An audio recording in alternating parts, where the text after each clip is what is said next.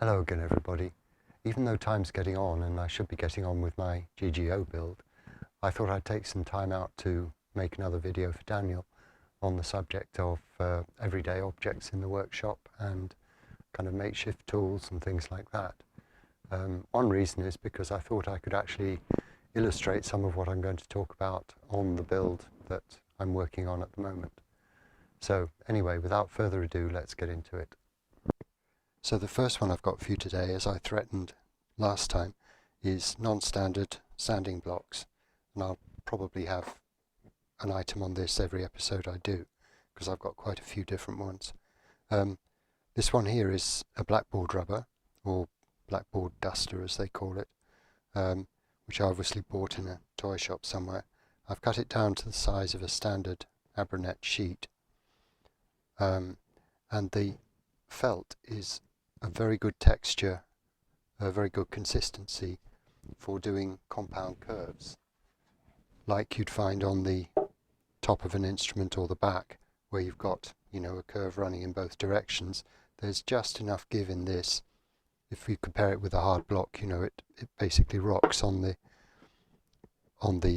curve, so only touches a small area at once. This has got just the right amount of give to conform to those very gentle curves, and because the felt is actually a little bit wider than the wood, the edge of the block is quite good at you can get it into a tight curve. The waist is easy. Even the curve of a cutaway like that can be sanded. So after I've flattened the sides with much coarser grits and a pretty hard block actually, just to level things out, I very often use this for the final sanding later on in the process, you know, after all the binding's gone on. And as a bonus you get a little mini one for smaller areas. The second one is a wine cork, which this is a plastic one, which I think are actually slightly better because they tend to stay straighter when they come out of the bottle. Real cork ones often have a kink in them from the lip of the bottle or whatever. But again, the consistency is good. It's there's just a little bit of give in it. It's not as hard as a wooden dowel, and it's great for doing just again very tight curves, like, you know, the inside of the rosette or something like that.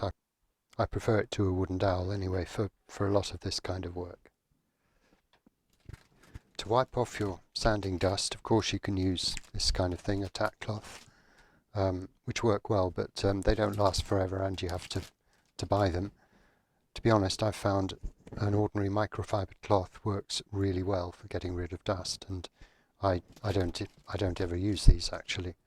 This is one of many uses of microfiber cloths, obviously, in the workshop, but it works great. Give it a try, especially for very fine dust. It works really well. Having said that, and this doesn't fall into the category of either makeshift tool or a everyday item, I use this a lot.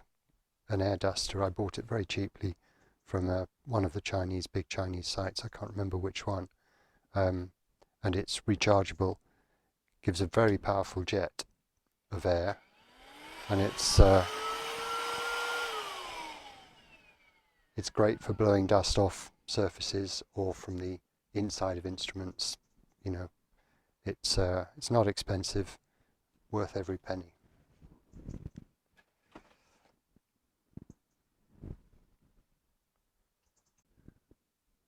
The third one this time around is old toothbrushes.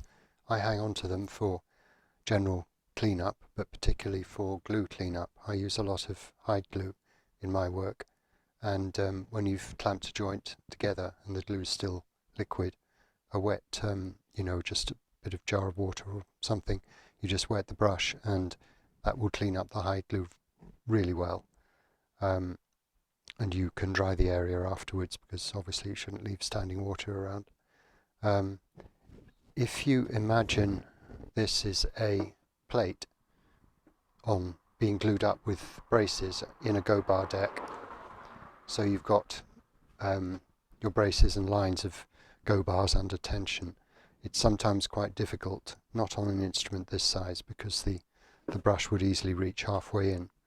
But there is a danger of, on a bigger instrument, of your hand kind of knocking into the go bars and them sort of pinging off and digging into your plate and, you know, marring it.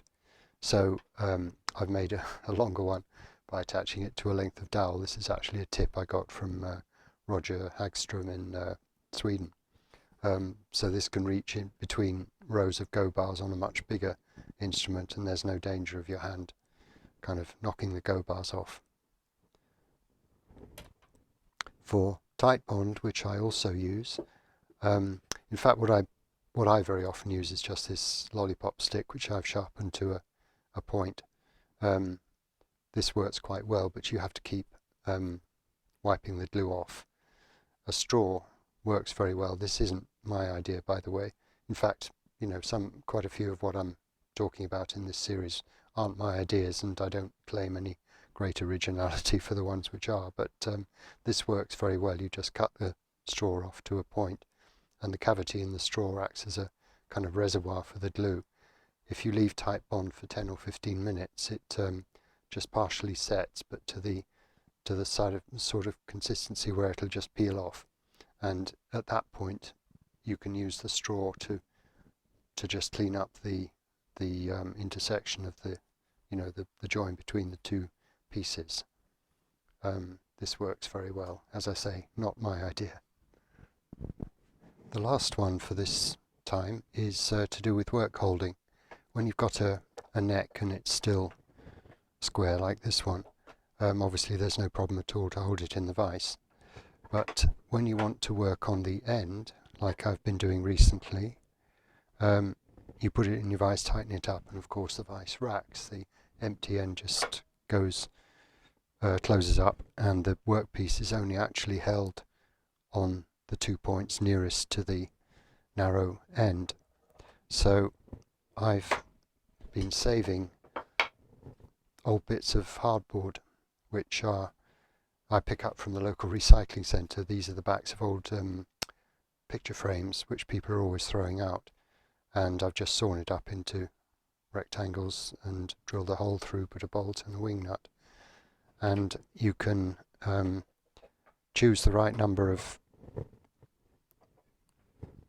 these to fit in the other end of the vise.